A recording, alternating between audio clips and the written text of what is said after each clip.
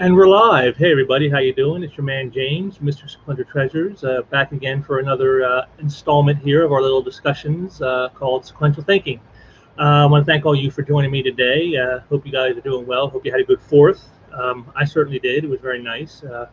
It actually cooled down a little bit from where the heat was the week before. As you can probably hear, and I'm going to apologize right now, you can probably hear the big AC unit here. You can probably see, like, here's the hose to it to push the heat out. I just got to set it up because they're calling for a potential 100 degrees a day. And once you start hitting them triple digits, I can't really do without the AC. So again, I want to ahead of here. I just want to apologize to any of you who might hear that sound, if it annoys you or anything else. I apologize for that. For however loud it is for you, believe it, it's a lot louder for me. So, but that's just how it is. It's what you got to do when you got to stay cool in the heat. So, got that. Got my trusty water here handy in case I need it. So, so that way if things get a little heated in our discussions, I don't get overheated. And, today's discussion is one that, well, again, considering the time of year that it is, like I said, we just celebrated the 4th, and here it is. Marvel decides to trash on the nation using their most iconic patriot in their catalog of characters to do so. And, it's par for the course. You would think, hey, they've made him into a Nazi. How much worse can it get? But I guess for Marvel, there's no low that's too low, it seems, anymore. So that seems to be where I want to take it. And we're going to talk about that whole event and what it means for the character, what it means for the company, and what it means for the industry that's already, as I've shown in my previous few discussion streams here, that they're already struggling in ways that no one ever would have foreseen, and it's just getting worse. And they seem to, a lot of them are seeming to be burying their heads in the sand. Although, as you'll see in the course of this one, there are some signs that they're even the people who want to bury their heads, they can't all do it. There's some who are actually coming out now and saying, hey, things aren't exactly cheery and rosy, even while others are trying to say that it is. So, we're going to talk about all that and get into it there. But, I want to thank you all again for joining me here today. I appreciate all your support. And with that, let's get into it. So first thing we'll do here is we'll get ready to start sharing stuff. So first we'll again turn off the camera so you don't have to look at my ugly mug. There we go. That's an improvement right there, isn't it? That's already an improvement. Okay, so let's see. We're going to share the screen here, and I'm going to take you right to the beginning here with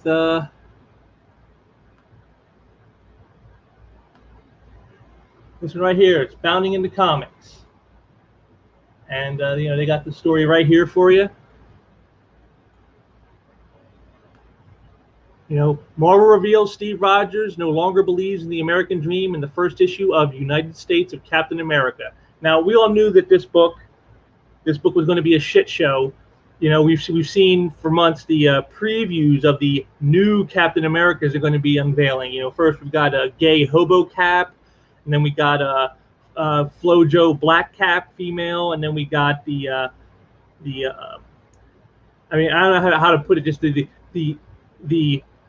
insulting stereotype gay Indian Cap, and then of course we have the last one that we saw was the Filipino Antifa Cap girl, whose literal name, literally in translation to Filipino, means heroic genitals.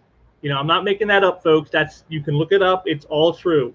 So this is what they were going to give us for this. So is it really that much of a surprise they're going to even further run down the character of Captain America? But again, how much more damage can really be done when you think about it? Because they already made him a Nazi, and now the guy running around currently is a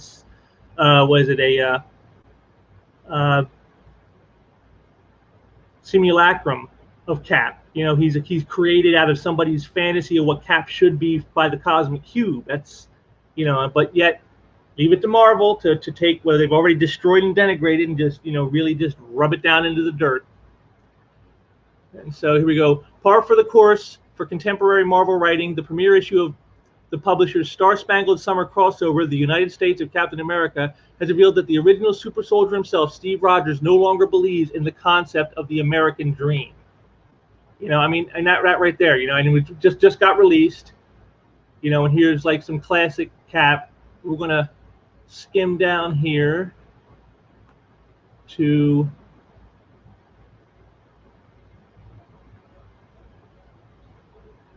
I'm going to read you the dialogue on these pages here. So let's see here. It's I'm loyal to nothing except the dream. I actually said that once. Here's the thing about a dream, though. A dream isn't real.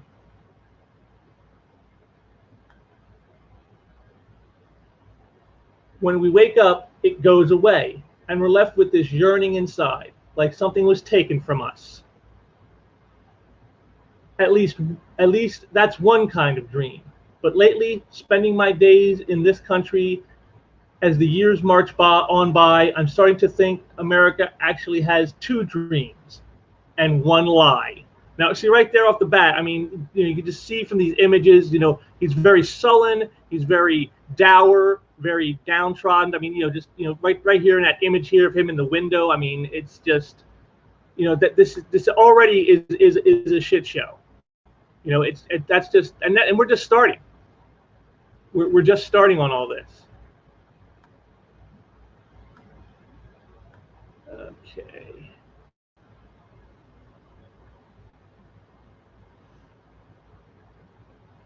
The first American dream is the one that isn't real. It's the one some people expect to be just handed to them, and then they get angry when it disappears, when the truth is it never really existed in the first place. Again, does this sound now to you like someone who is a patriot of the country on whose flag his entire uniform is based? Germans have this neat word, Verwen. It means a longing or nostalgia for a place you've never been, or a place that might not even exist at all. We have a word for that in the States, Americana. Again, see, this is just pure hatred of your homeland. That's what this is. This is, words by Christopher Cantwell. So, Cantwell obviously hates America. So of course, let's make him work on Captain America. Because who else would you want writing Captain America than someone who hates the country in such a way? This is the white picket fence fallacy that, if we're not careful, becomes nationalism, jingoism. That dream isn't real. It never was. Because that dream doesn't get along nicely with reality. Other cultures, immigrants, the poor, the suffering, people easily come to be seen as different or un-American. So right there, here it is. Now he's talking about multiculturalism. All cultures are equal. No culture is better than any other. And in fact, the culture of America, the American dream, well, that can easily become jingoism and nationalism. And by nationalism, they're not talking about pride of country. They're talking about like something like white nationalism, which basically is say it's Nazism. That's what they're saying. The American dream can easily become Nazism. That's what he's trying to say. And because it doesn't play well with others. Others meaning, other cultures, which, if you look at it, well, that's because those other cultures, think about them. Look at the Middle East. Look at that culture there. Women are oppressed, gays are murdered, I mean, it's all kinds of things that are completely incompatible with what we here in the West believe, and especially those in America. We don't believe in that kind of thing. We're against those kinds of things, yet for them, that's part of their culture. And yet that culture is somehow equal to our own, and that ours is the one that is a threat. I mean, again, this whole thing they're showing with this is the writer and the company is showing their true hatred of their homeland. They hate this country with a passion. The white picket fence becomes a gate to keep others out. We're at our best when we keep no one out. Oh, no one, huh? So we should let everybody in. See, again, now we're talking what? Open borders? Is that what this is? Open borders policy? Never mind that, when you let everyone in, you run the risk of bringing in some not so savory types. That doesn't matter because, again, we're the baddies here, not them. A good dream is shared radically, shared with everyone. When something isn't shared, it can become the American lie. Except, of course, you can only share a dream if that person that you're sharing it with also believes in that dream. If they don't, well, then sharing it means nothing because they don't want that dream. That's not their dream. That's not the dream they want. Again, and the Captain America from from the past that we've all read about for decades, he understood all this. This is why he believed in the American dream, even when America might falter sometimes, even when it might not make the right choices or the right calls in places. He still believed in the dream because the dream was true. The dream was pure. The dream was, what you aspire to reach. That's what it is. Whereas here they're saying it's just a lie. It's all fake. It doesn't exist. And it's evil. And, the lie is the real problem because it comes in the form of an empty promise. A while back we told the world they could come here for a better life, but too often we turn our backs on them. Instead of a dream, they get handed a raw deal.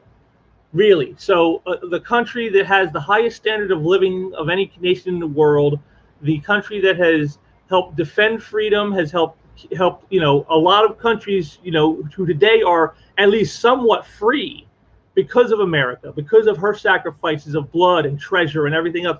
They're now free to make their mistakes. That country is somehow an empty promise that they're turning their backs. How many people come into this country? Over 1 million people legally emigrate to this country every single year. Is that turning their backs on people? That doesn't sound like turning their backs on people. But again, this whole entire spiel that you're going to see here has nothing to do with portraying America accurately. It's about what the writer and the publisher think of their home. Then there is the second dream. This one's real, but we don't hold it or own it. Heck, we can't even touch it. Oh, okay. So what is this now? What's this second dream that we don't touch?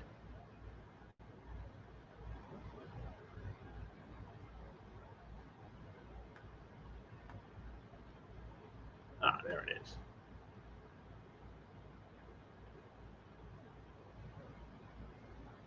We reach for it. We work, we toil, we struggle, we fight together. We may never reach it, but we never stop trying. That's my dream. The Smithsonian is putting on a special exhibition called Americans Who Fight. Tell you the truth, I don't really love the name, only because sometimes we fight when I feel like we could handle things another way. And of course, here you can see, there it is, it's, evil police, evil military, I mean, hell, I'm surprised they even decided to put a guy in sort of like, Taliban garb carrying an RPG. I'm surprised they even put that in there. I mean, it's because it's all about, again, denigrating the country. This is America, folks. It's a police state. It's a country that uses military force to enforce its will upon others who are lesser than they are. That's what this shows. And again, is it to say that America's never made mistakes? Of course it has, but you have to understand the whole concept of America. 250 years ago, we started this experiment of rule by the law. The law, right of law would be how you rule. Most of human history over our 100,000 years has been ruled by the tip of a sword. That's how you got stuff done. You just used force and made people capitulate to you. This little experiment of ours here called America, that's newfangled stuff. 250 years in the history of the human race of 100,000 years, that's barely more than like 2 weeks ago. And yet, here they are denigrating it. They're denigrating the ideals that America was founded upon, saying that they're lies, saying that they're evil, saying that they're mistrustful and denigrating of others, when in fact no other country has been more open to people than this one. And again, the real Captain America, he knew this, and I'm going to show you that in a little bit here. But first, we're going to finish off with this garbage by Cantwell, which is funny. It's funny that his name is Cantwell because he can't seem to write the character very well either. In my mind, there were Americans who fought, sure, but also reached. They laid themselves bare. And they did it without serums or powers or metal suits.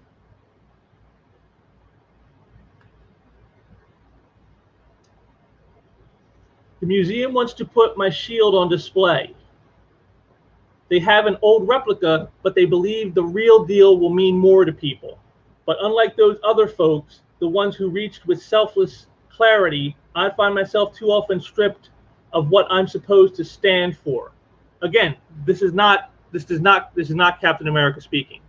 This is the writer using him as a mouthpiece to perpetuate his political viewpoints and hatred of America. That's all it is. I'm pretty easy to repurpose for people's various agendas. Well, there you go. The first bit of actual truth that was stated in this story, because that's exactly what this writer has done. He has repurposed Captain America for his agenda, not the American agenda, not the truth, but for his agenda. I'm also an easy target when things in this country get bad. They believe me, and believe me, they can get bad. Yeah, again, who's the one doing it? People like this writer. Sometimes it gets so far away from 1940 when I first got injected that it all seems pretty ridiculous. Yeah, it does. I honestly, I've started to wonder if I divide more than unite. So often a shield can become something to hide behind. I wonder if lately I've been hiding too. I mean, again, look at this. This is like so far and away not Captain America. I mean, if you want to try to say what's the way I could make the most un-Captain America story ever, if you wanted to do that and that was your goal, I want to make the most un-American Captain America story that was ever told. How do I do that? Well, guess what? This is how you do it. This is exactly how you do it. You take everything the character is about and you just piss all over it. You know, you just say, hey, this stuff is all a bunch of bunk. It's all a bunch of crap. None of it matters. It's all a lie. And that's what they're doing here. This, again, the United States Academy, this is meant to celebrate, remember, celebrate the 80th anniversary of this character. And they're doing it by destroying everything he believes in, everything he is about, everything he represents. And this is their idea of showing what? Respect? Of showing admiration and tribute? I mean, really, how much worse can you make it?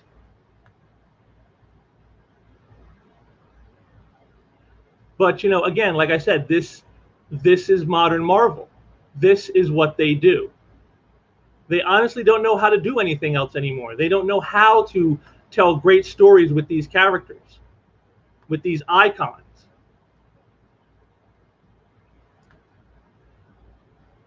You know, and but there was a time when they did, and you know, that's the next thing I'm going to share with you folks right here. As soon as I get that screen up, and there it is, and there we go. Okay, now this is stuff I have dug up. These are from Cap stories I have read, that I've grown up reading. This is the real Captain America. You know, here these first two pages you're going to see come from Captain America number 250 by John Byrne. This is where they want to try to make Cap run for office. Friends, please may I have your attention. What I have to say will not take long, but I hope it will be meaningful. As you're all well aware, there has been a lot of talk these past few days, talk triggered by certain stories appearing in the press. I have given much thought to those stories and to the public discussion they inspired. I have had to face the question of whether or not I should be a candidate for the President of the United States. As I was saying, I have given this much thought and I have come to my decision. The presidency is one of the most important jobs in the world. The holder of that office must represent the best interest of an entire nation.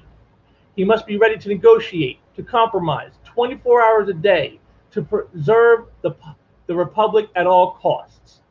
I understand this. I appreciate this. And I realize the need to work within such a framework. By the same token, I have worked and fought all my life for the growth and advancement of the American dream. And I believe that my duty is to the dream that would and I believe is that my duty to the dream would severely limit my ability that I might have to preserve the reality. We must all live in the real world, but sometimes that world can be pretty grim. But it is the dream, the hope that makes the reality worth living. In the early 40s, I made up a personal pledge to uphold the dream. And as long as the dream remains even partially unfulfilled, I cannot abandon it. So I hope, so I hope you understand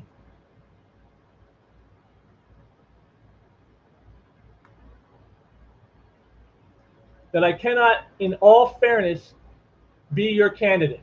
You need to look you need but to look within yourselves to find the people you need to keep the nation strong and, God willing, to help make the dream come true. Now, does these sound like the kind of words that the man you saw in all the previous stuff I showed in that article from Bounding into Comics? Does this sound like that guy would ever feel the way he did in there? This is the polar opposite of all that.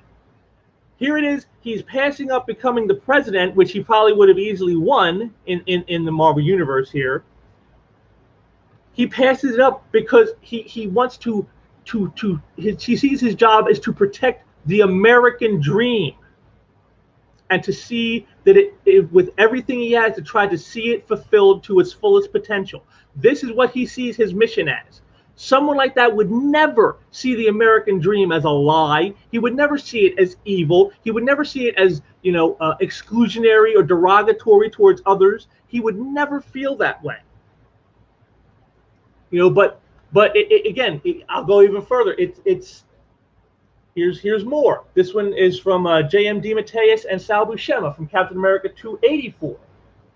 Here's a guy who has hit hard times. He's obviously disturbed, and he says he thinks everyone will be better off dead. And Cap tells him that's not true, and he goes, "Give me the gun, Behan.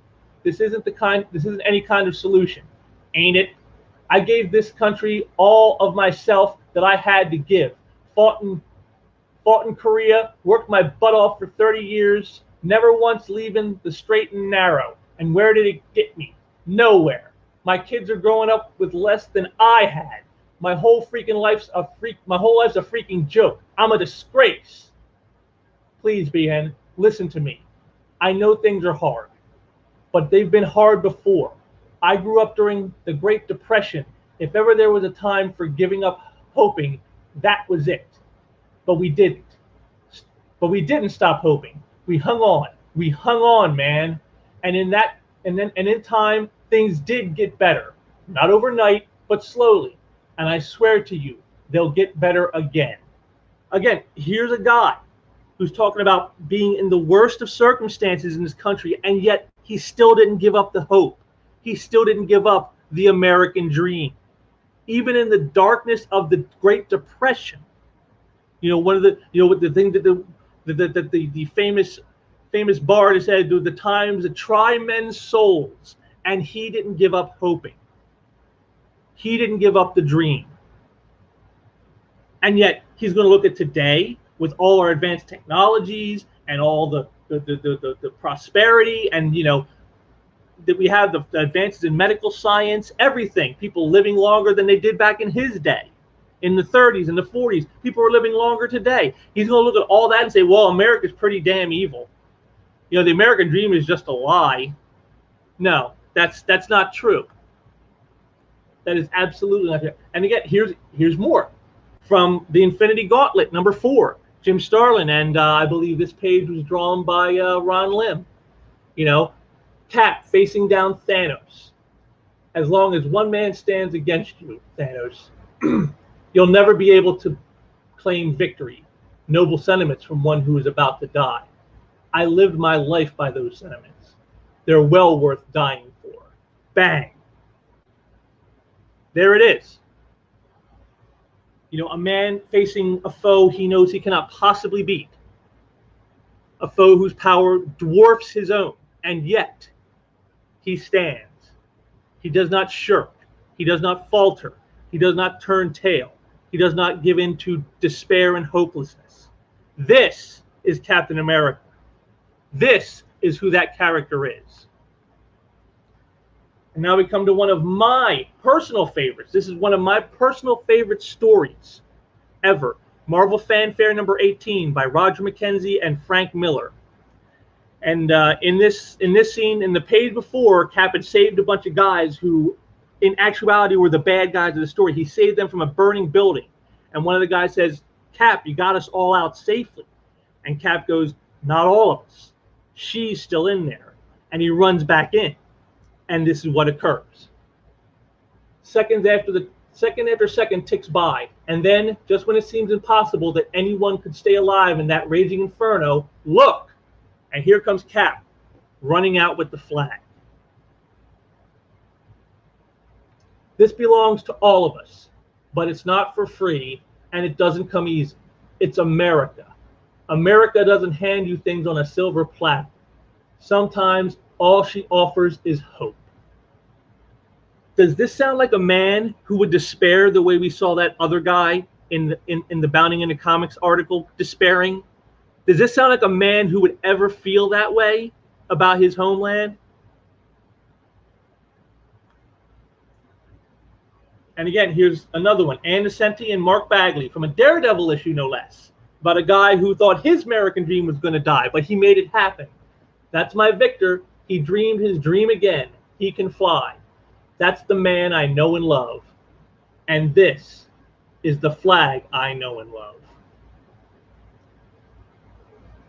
You're going to tell me that guy, look at that final panel. You're going to tell me that guy sees his country as a lie, that everything his country is founded on and they're supposed to believe in is nothing but an evil lie? No.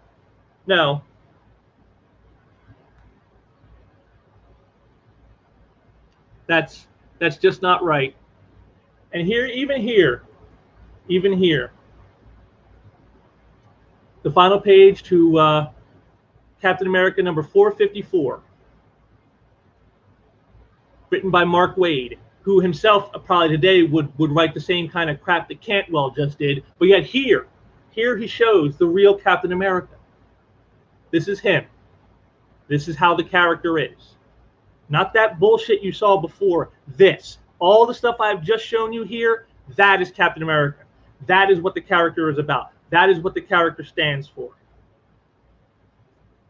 All Cantwell's story shows is he doesn't understand this character, and he has no business writing them.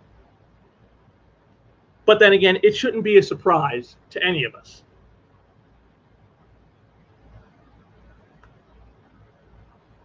Here you go. Poll.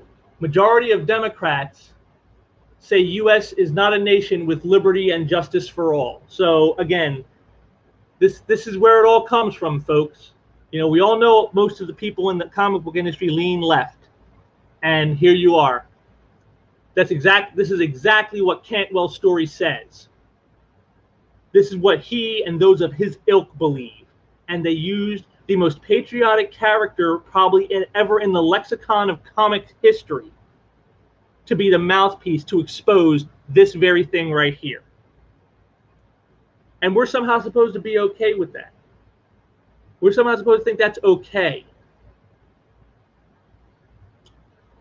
You know, but the funny part is, even as they're doing all this crap, destroying icons, obliterating them, you know, they're crying about things like piracy and I can't make a living in comics and all these other things. And they don't seem to understand why that is. Why is that happening? Why are we not making it? Why is manga kicking our collective asses? Why can't we, you know, get an audience excited for our work? What's the deal here? What's going on? You know, and well, we're going to talk about that now. Now we get into the marketing side of this and what this all says. The new numbers from Comic-Con came out for 2020.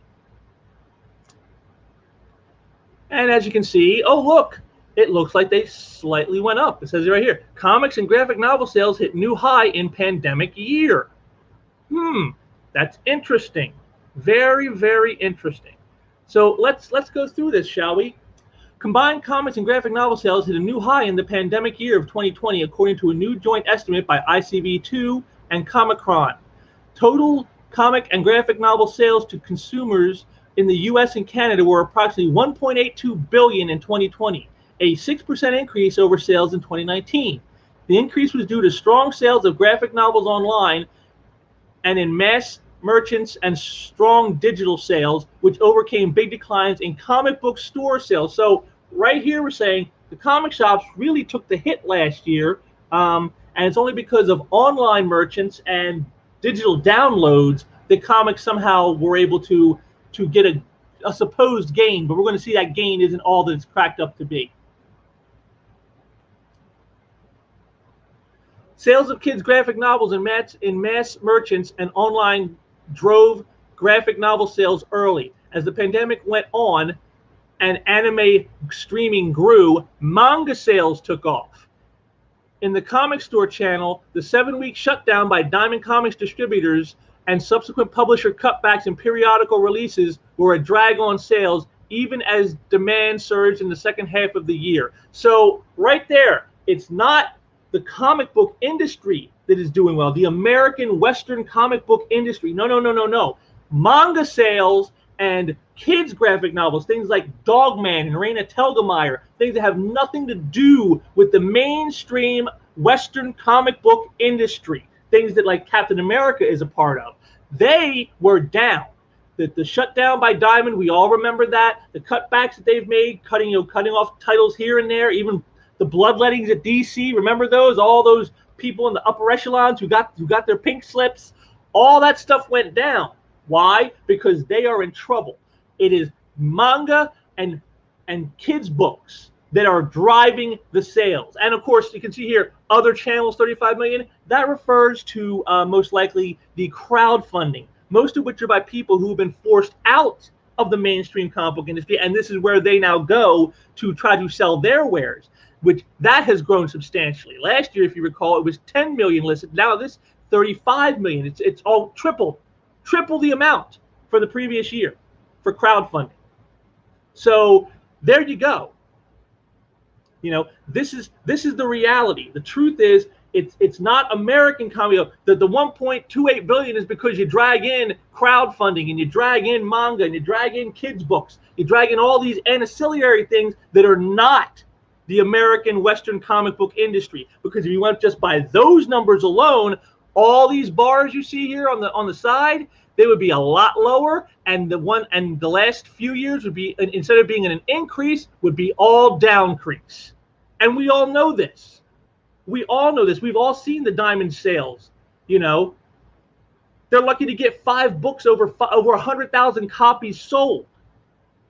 You know, I showed you in the past installments of Sequential Thinking here, you know, the last 2 months in a row on BookScan, manga has dominated the sales charts. All 20 top 20 spots, all of them went to manga. Not a single American comic book publisher had a single thing in the top 20 on BookScan for the last 2 months in April and May. Not one.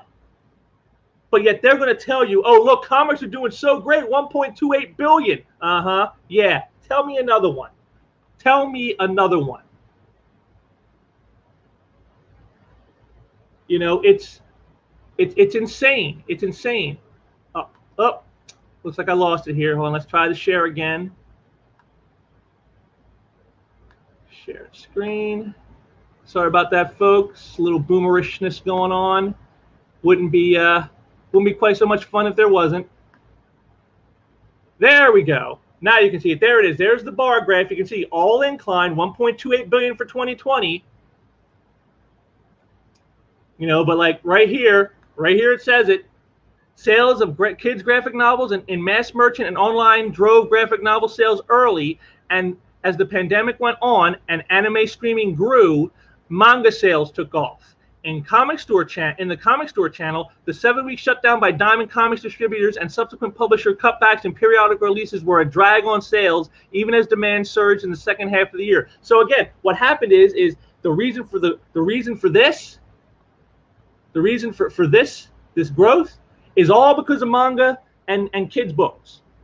Stuff that has nothing to do with the American comic book industry. They have nothing to do with this. But yet, as you're going to see here in a moment, as I'm going to show to you in just a second here as I go back to some stuff. Let me see here. Even though we can see now that that's what this is, that this increase is all because of manga, not because of the American comic, and not because of Marvel and DC and Image and all those guys. They did nothing. They were garbage in 2020. Absolute garbage. But yet, that is not how they are presenting this to people. You know, again, once again, the gaslighting, the smoke screening, they're trying to get you to not look beyond the headline of things. Here we are. Here we are. Good old Joe Quesada, who can always be counted on to be a dickhead. Well, this is awesome news. Who could possibly find doom and gloom in that? 3, 2, 1. Of course, indicating that he knows people are going to correct him for his obvious lie. Again, you just saw here in the report, it said that it was manga and kids' books that drove the sales in 2020. And that the mainstream Western comic book industry was down. Comic shops suffered. Many closed. All this went down. We all saw it happen in real time, folks. We were all there. And yet they want to try to take this and say, see, comics are doing just fine. Meanwhile, they're producing crap like the United States of Captain America, where they denigrate on the very nation they are a part of, using one of its most iconic symbols to smash them with, and then they wonder why sales for comics are so bad. You know, but again, people like Joe Quesada, they're lying sacks of shit. They will never tell you the truth about anything. They will never tell you the truth. But there are those who are seeing the truth. They can't deny it, no matter how much they want to. Brett Booth, he's another asshole who's attacked people online, you know, just like most creators have over the last several years. But even he is starting to see it's you know, all these little gaslighting things, using Comic-Con numbers but not explaining what they mean, saying, oh, see, things are fine. He knows they're not fine. First thing, the comic industry isn't dying. Got to gaslight people. It's changing, yes, but even if the big two collapse, something that they told us, well, that would never happen, but here he is admitting it could happen, people like me will still make comics. And where are you going to go, Brett? Where are you going to go? To crowdfunding? Asking the people who you insulted for years on the internet to spend their money on you creator-owned stuff? Good luck. Where are you going to go? You're going to go to manga? They don't want your ass. They were, you know, again, in my previous one, I showed they did a poll, and the Japanese people do not want Hollywood or America or the West messing with any of their properties for live action films or anything else because of wokeness. They know you're a bunch of woke assholes, that they don't want you destroying their properties the way you destroyed your own, like Captain America. They don't want that happening there. So you ain't got an out there, Brett. Where are you gonna go? The data does seem to show us Western books are getting our butts kicked a bit by manga and YA stuff. So how do we fix that? Well, you know, the real simple answer is quit being assholes online to your consumers. That would be number one.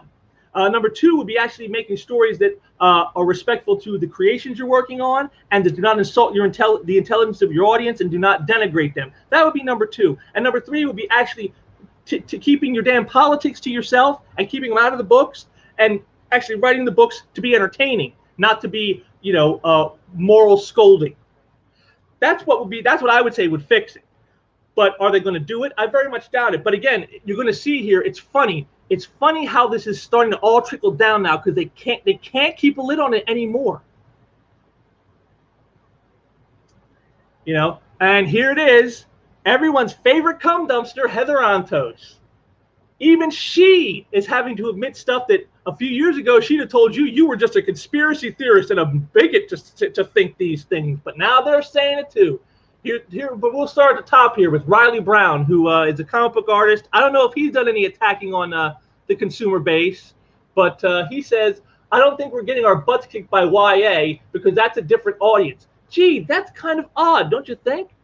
Isn't that exactly what we've been saying about, you know, manga? That's a different audience, and so for you to drag those numbers into your numbers kind of is disingenuous and sort of a lie.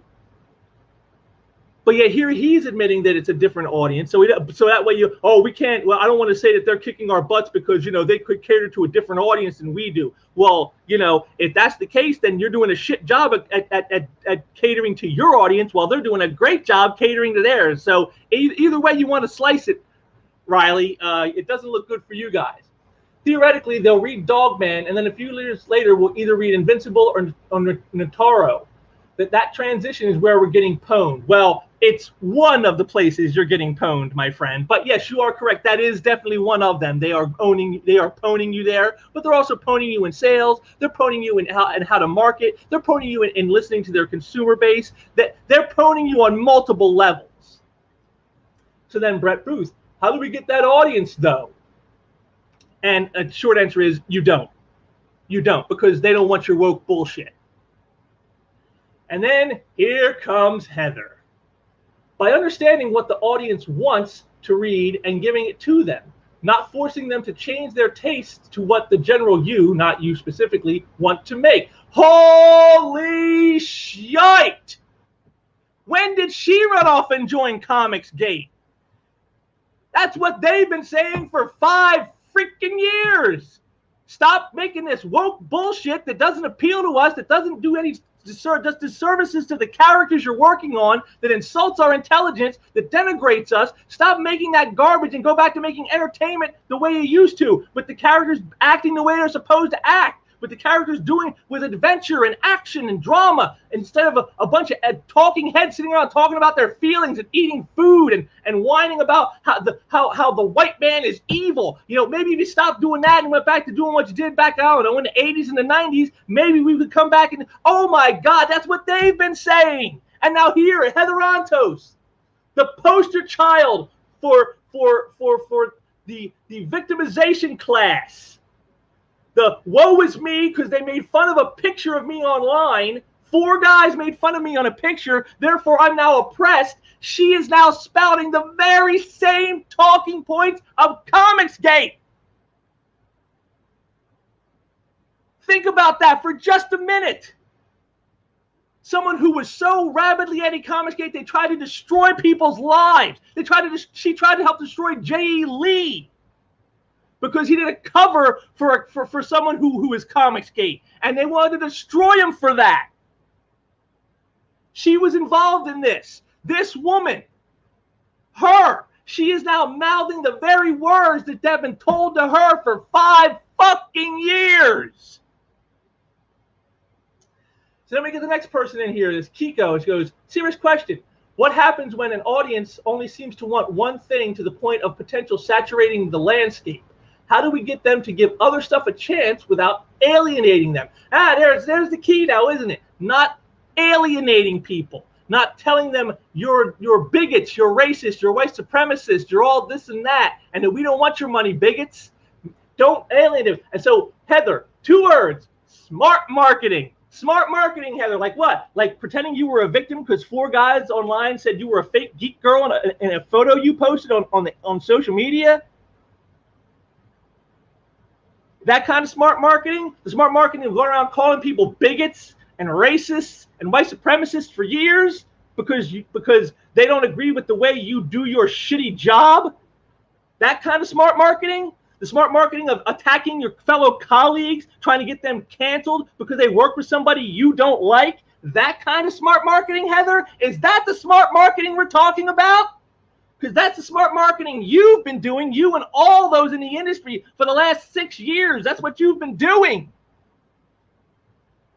How's it working out? It's working out so much now you got people. How do we get that audience? How do we not alienate them? How do we get them to transition and buy our stuff instead of buying manga? How do we do this?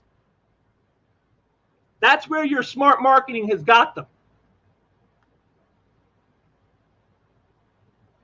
But I had to continue on this because this is just funny here. I love this.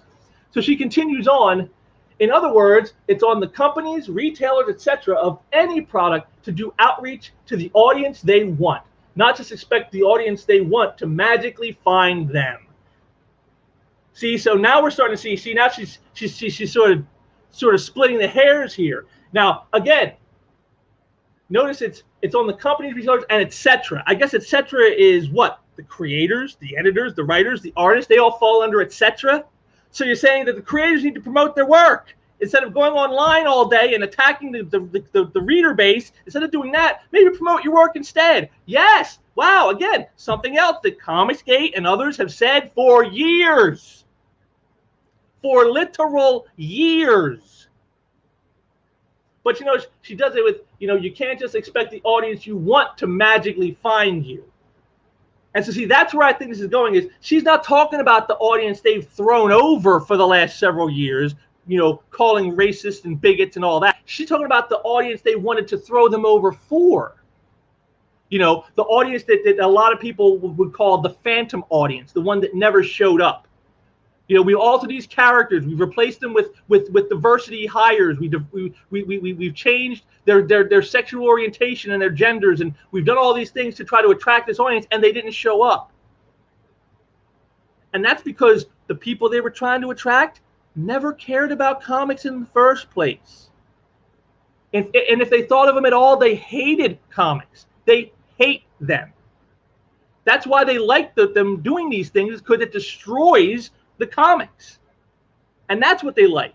And, you know, in a way, though, I could say maybe you did get that audience because you're all whining about piracy now, right? Again, in my last live stream here, that's what I talked about. They were whining about piracy is making it impossible to make a living in comics.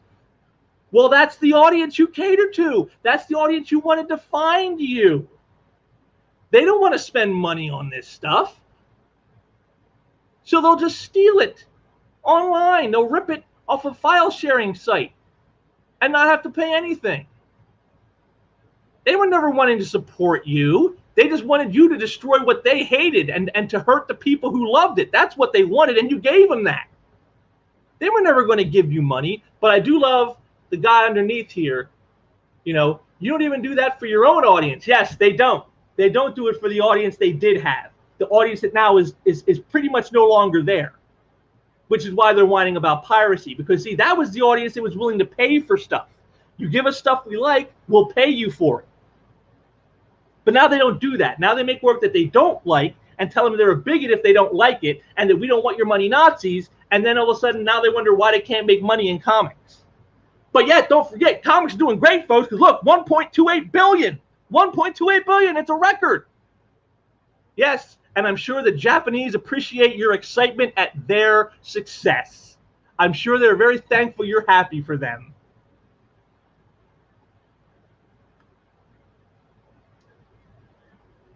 And again, Heather just keeps it going here.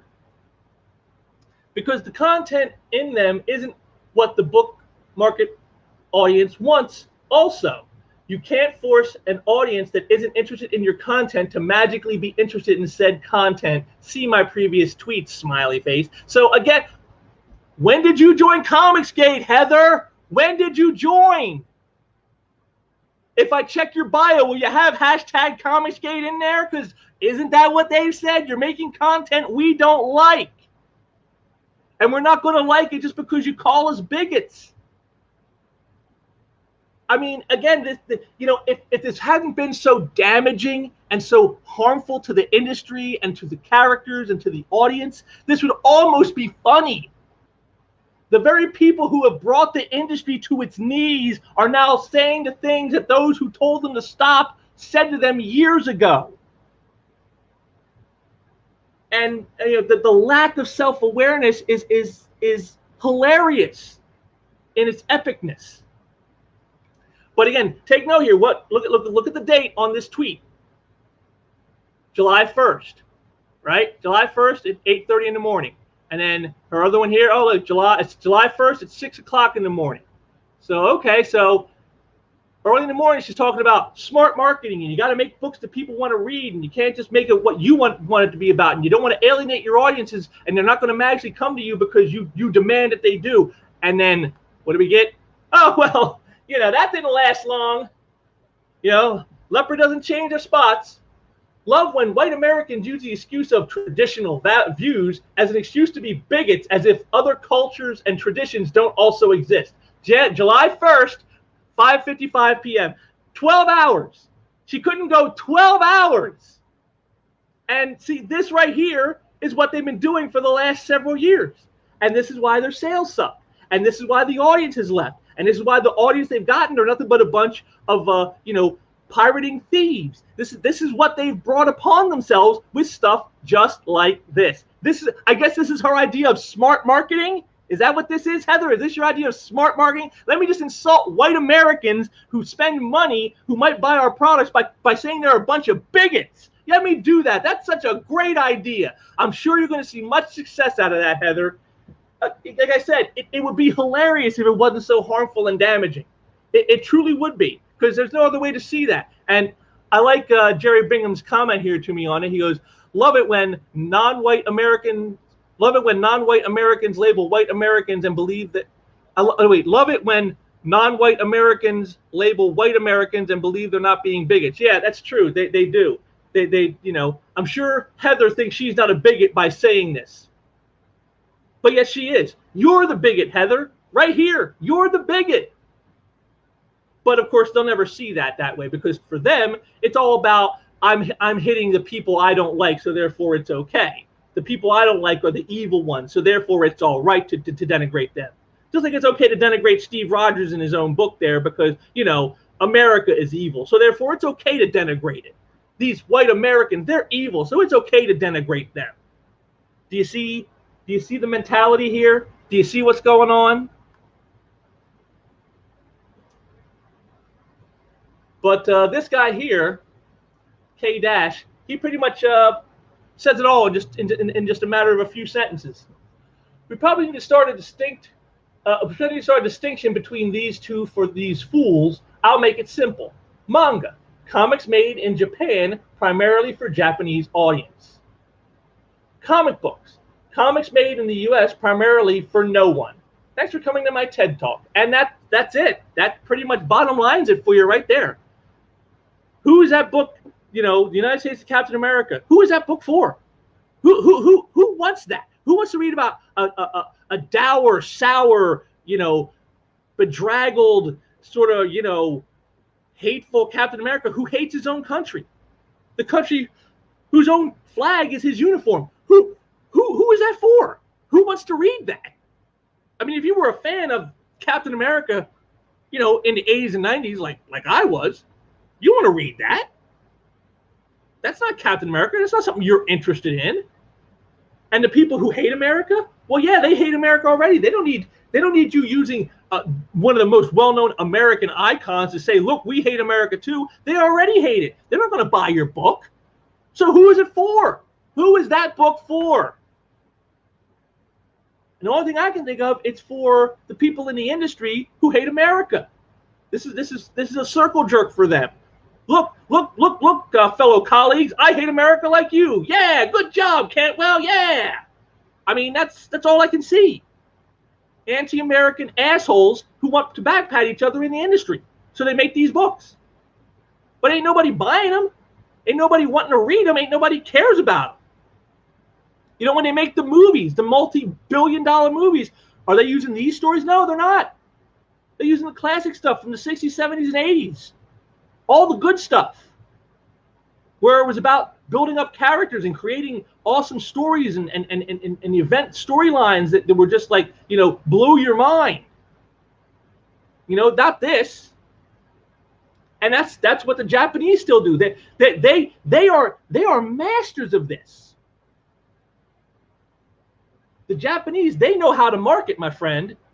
They don't just, make a great manga story, which they do, but they'll market the manga in a way so as that when it gets translated into an anime, you'll say, if I read the manga, I got to go watch the anime. Or the vice versa. They do the anime so that when you watch the anime, you're like, hey, the anime was awesome. Oh, there's books about this? Oh, let me go and buy some of that manga of this. And they cross it so that you want to do both. But we don't do that here in the States. The Avengers Endgame makes $2 billion at the box office. Meanwhile, the Avengers comic can't sell 50,000 copies. Where's the translation? There is none, because they don't market to that. Because the characters you saw on those screens, you read them in those books, they're nothing like the characters on those screens. The Captain America in the Avengers movies, That's not the Captain America you saw in the United States Captain America. That's not the same guy. You know, that's there it is. They just, you know, lack of, you know, the Japanese know how to market and Americans obviously don't. They just don't. And I thought this right here, I found this online. I thought it was hilarious. And to me, this pretty much encapsulates everything. Everything I've talked about on this whole entire topic of marketing and of, you know, the death of the comic book industry and the sales and all that. Here it is right here. You know, the American comic book industry is getting ready to go under for the third time. Here come the American comic pros. Manga or comics too. And then just, there you go. That's how it ends. You know, because that's what that third panel, that's Joe Quesada right there. Manga or comics too. Yeah, but they're not helping Marvel. They're not helping DC. They're not helping the direct market. They're not helping the American Western comics market. They're not helping them. But yet that doesn't matter. You know, again, it's all about just lying to people. These people, you know, it's funny. They called the American dream a lie, and yet the real lie is this. This is the real lie. Oh, comics are doing great, better than ever. 1.2 billion. Yeah, because of manga and because of kids' books that have nothing to do with you, that you're never going to work on, that they're never going to have you work on, that you would never be able to get a job working on when your industry is finally kaput and goes under for the third time. But this is how it is. But like I said, you saw there with Brett Booth and some others, they can't hide it anymore. Eric Larson saying, you know, how, you know, the big publishers might just go to all reprints and not make any new material. Well, if they do, so be it. I mean, that's what they brought on themselves. You know, you got Kelly Sue DeContnick going around saying, oh, you guys shouldn't expect us comic creators to actually make you a profit with the product. You know, you should just turn us into the R&D department. That would be better for all concerned. Oh, really? Would it be better for all concerned? Would it be better for the publishers? Probably not. Would it be better for the comic stores? Nope, not at all. Would it be better for the readers? Definitely not. So who's it really good for? Oh, well, the only people that's good for are the worthless hacks and activists, which have been rightly called hacktivists. That's what they are, hacktivists like Kelly Sue DeContnick. It's good for them because then they get to keep a job making money in the industry while they don't have to actually produce anything of value or of worth, and continue to go on and insult the reader base and insult the people they don't like and just continue to destroy the icons in the industry because, well, up yours. So that's the only people it's really good for. And that should tell you everything of how they feel. They don't care about this industry. Joe Quesada doesn't care about the comic book industry. He'll tell you he does. Of course he will, but he doesn't. Heather Antos doesn't care. Tom Brevoort, Mark Waid, Dan Slott, Ron Mars, Brett Booth, Patrick Zurcher, none of them. None of them care. Kelly Sue DeContnick, none of these people care about this industry. They either only see it as a stepping stone to something else, most likely a Netflix deal or a movie or whatever, or they actually actively hate comics and they want to destroy the industry. They're hacktivists. That's what they are. The people slapping hands here in the third panel, that's the hacktivists. Calling them American comic pros is a disservice to the men and women who for decades before them created the great industry that we had, that has lasted for decades. That they were the comic pros. These people are just hacktivists. They don't care about the companies. They don't care about the characters. They don't care about the audience. They don't care about the comics. They care about nothing except their politics and their own pocketbook. And all the rest can go hang. That's their mentality. This is who is running the show now. And this is how again, that fourth panel, that's how it's all going to end, folks. It's getting close to that. We're already in panel 3 here. We're getting close. It's going to happen. I would not be surprised to see the major publishers switch over to just doing reprint material. Because why would these corporations, want to just keep burning money in publishing when there's no money to be found there because of these hacktivists? But, it all started with Brett Booth asking, what can we do to get these consumers? How can we get people to start supporting our books? Well, here it is right here. Now, I'm not sure if Jack Kirby actually said this. Again, this is a meme I found online. I like what it says. If Jack Kirby never said this, I know he at least felt this way. his mentality of how he approached his work is very much this. I think people are very valuable, and my stories have always been for their entertainment. And there it is. This. So you wanted to know, Brett, what can we do? This. This is what you need. You need to do less of what Heather did, calling people bigots, her version of smart marketing, and you need to do this.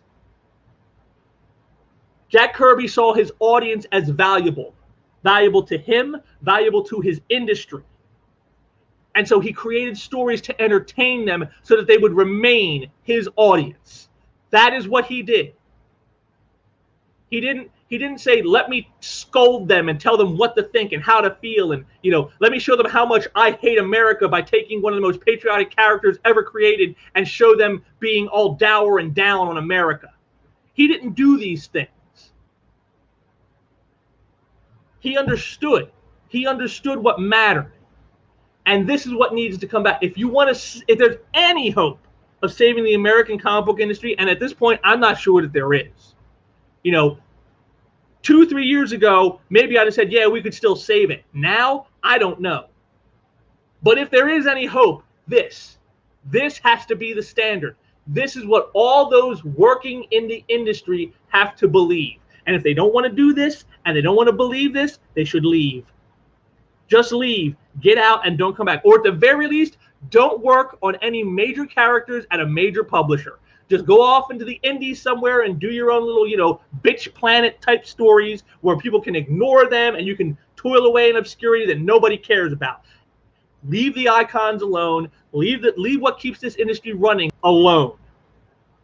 If you're not going to do this, then don't get involved. And it's just really that simple. And, I'm going to show you something else here. I got set up that, I just got this today, in fact. I got some, again, it just shows you exactly how bad off things in the comic industry truly are. It truly does. It's let me just try to get it all set up here for you before I go and share it. And yeah, there we go. And so what I'll do is I'll stop sharing this. And now I'll share the other one. And again, this just shows you just how bad things are going. Yeah, I can't believe it either, my friend.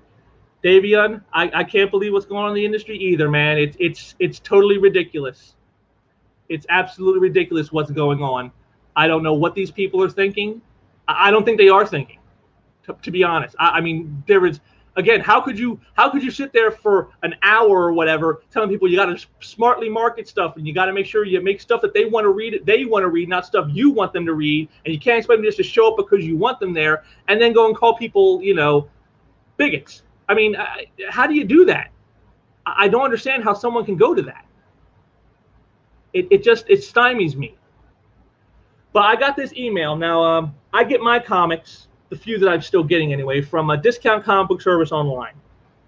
And the deep discounts are part of the reason I do. I was sent this email today. Actually, just hours, literally 2 hours before I did this live stream. And here's what it says. Hello. Since Marvel has changed distributors away from Diamond and will be using Penguin Random House instead, the discount on items we are able to offer is changing. The discount we are able to offer previously was a range of 40 to 50% off. The new discount structure will be 36 to 46% off going forward. Thank you for your business. So right here, even the discounts on the books, and you say, well, what does that have to do with the industry? Well, think of the comic shops, the few that are still around, the ones that weren't destroyed, by the pandemic, the ones that are still operational, who are still selling. They're now going to get these discounts too. This is the same thing. They used to offer these discounts, 40 to 50%, and now they can only do 36 to 46%. So we're talking anywhere between 4 to 14% less of a discount. And now that's money that the shops are going to have to eat. This is money they're now going to have to eat when they get their books in. because the shop owners are going to get the discounts they used to get. If these guys can't offer the discount to buyers like me, well, you know that the retailers aren't going to get that are going to get the same thing. They're not getting the 40 to 50% anymore. They're going to get 36 to 46%, and that's it. And they're going to have to eat that cost. See, again, just like I said, they don't care. These people do not care about this industry. They haven't cared about it in forever, as far as I can see. They have never ever cared about it. You know, they just, you know, they just take it for what they can get from it, and then, you know, trash the rest. You know, give me my money, give me my platform, let me be able to sit here and insult people and denigrate people and talk trash and everything else and do all that. And then, you know, at the end of the day, just let me make sure I keep my check. But if I end up putting stores out of business, if I end up alienating consumers, if I end up destroying creations, so what? And that's their mentality. That's what this shows. It's horrible. It's absolutely horrible.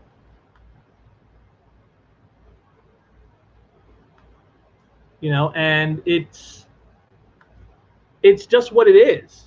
You know, this is what they do. This is how they treat the people. Davion, yeah, my 1977 Scooby-Doo DC comics give me more entertainment than anything being produced today. Yeah, I can believe it. I can believe it. The cartoon probably gives you more entertainment than anything they're producing today. I mean, you know, those were cartoons made by people who were doing drugs at the time. They were all high as a kite, you know, on LSD and weed and you know, cocaine, and yet they were producing stuff that at least was entertaining to watch, even if it was silly. I totally dig on you, man. I totally agree. Yeah, but you know, this is where we are, folks. This is where they have brought us to. And I'll just get my camera back up here for you, since yeah, there I am. Yeah, this is what they've done, folks. This is where we are. You know, we got them gaslighting people about what the industry is really doing by taking on the positivities of other industries, of manga, of YA, of kids books. You know, they're drawing all that in because they know their own numbers suck. If you saw the numbers for just them alone, they know they would see how bad it is. And again, you're seeing they can't even deny it anymore. You know, Brett Booth and, you know, Heather Antos, of all people, coming out and trying to say, yeah, we need to create works that people want to read, that they want, that not that we want them to read. What? Gee, I wonder where I've heard that before for the last 6 years. You know, but I you know, are they going to listen? I don't think they will. You know, I mean, I think this is just them blowing more smoke, just telling you what they want you to hear, you know, to make you think that they care, but they don't, and they haven't for a long time. You know, so I mean, you know, when you denigrate Captain America to say he doesn't believe in the American dream anymore, you know, when you have decades of stories. I mean, the stories I showed you were just stuff from like the 80s and 90s. You know, but you have decades before. This is a man who has always believed in the American dream, even in the darkest of times, and he still believed. And you're going to say that, well, today he doesn't believe. I mean, what the hell are we trying to save? What's in there that's left that's worth saving? You know, I mean, these people, they just don't care, and it makes it hard for you to care. You know, I just got in my last mainstream comic from my discount comic book service order a couple weeks ago. I haven't read it yet. You know, and you know, I don't know why. Is it? I'm not sure if I'm disinterested. I'm not sure if I'm afraid. You know, because it's my last book. It's the last new mainstream comic I have bought. I mean, anything I'm getting from discount comic book service now, you know what I'm getting? I'm getting a few miniseries from some smaller publishers, and I get Archie comics for my niece. That's it. That's all. I'm not buying Marvel. I'm not buying DC. I'm not buying Image, Dark Horse, IDW, Boom. None of them. I'm not buying any of their products. I just got in the very last one, and you know, it feels sad to me. You know, I mean, you're talking to a guy who's been reading consistently since October of 1987. I've been reading from the mainstream publishers. You know, it's just, but they don't care. And they make it so you don't care now. I don't care. You know, I thought it would be hard walking away, but it's not. They've made it easy because they don't care. And that's just where we are. And what's the future hold? I truly don't know. Like I said, I could see Eric Larson being correct that the future is reprint material from the major publishers. And that's it. They're not going to make anything new. And, you know, that's going to put a lot of people out of work. A lot of creators are going to lose their jobs. You know, we saw, like I said, we saw last year the bloodletting at DC in the upper echelons with the editorial staff and people, you know, behind the scenes who got shit canned. Well, you know, when they go to all reprints, they're going to be shit canning creators left and right, and I'm going to have very little sympathy for any of them because they all brought it to this point. They made this happen. You know, they've brought it to this to where it is, and you know, how can I sit there and feel bad for them for that? You know, they knew what they were doing, or at least they should have known. Enough people were telling them for years, and they just didn't want to listen. And now, well, here we are. But you know, it's just not a good idea to say, "Hey, I want to get new readers in here. How can I get people to pick up my stuff?" Well, here, let's denigrate the nation with one of its icons. Yeah, that's certainly going to do it. That's certainly going to do it. Captain Un-America. That's what it is. And again, like I said, it just all it does is make me feel better that I walked away from them a long time ago. You know, that I haven't bought a Marvel book since 2008, a new one. I mean, maybe I got some back issues from stuff was good, but like as far as like new books, I haven't bought a new Marvel comic since 2008, and I don't feel bad about it. I don't like sit around going, oh man, I really miss Marvel. Oh man, I really miss those books. Oh man, I don't feel it at all. It's just like, yeah, thank God I walked away then, when I first started to see the inklings of this stuff. Thank God I walked away. I said that's you know, one of the things, like, you know, as you guys know here, I did reviews for a little while on this channel, but I stopped because you know, it wasn't getting a lot of traction with folks, and you know, unlike some people who do the reviews, you know, who maybe they enjoy roasting comics, I don't. It's, you know, I buy a book, I want it to entertain me. I want it to be good. You know, I don't buy a book knowing it's gonna suck and then say, yeah, now I can rip it apart. I mean, to me, that's just, you know, I mean, you can do it, and maybe that's fun to some people. I mean, you know, certainly some have been funny with how they do it. You know, they people who got some real skill with that. They can be pretty funny and entertaining when they're ripping a book apart. But for me, that's just not up my alley. I'm not going to sit there and blow my money on a book that I know is going to, or I'm like 90% sure is going to suck. I'm not going to do that. Who would? You know, again, only somebody who has a vested interest somehow in doing that, and that's just not me. You know, so. Like I said, I have no loss at not having picked up a Marvel book in over a decade. You know, and it's all on them. They've made it this way, and with stuff like the United States of Captain America. Sad, so sad. But what isn't sad is that there are still those of us out here who want to make great stuff for you guys, who want you to have stuff to enjoy. So that's why. That's why I'm going to do my shameless plugging right here of the artists I work with.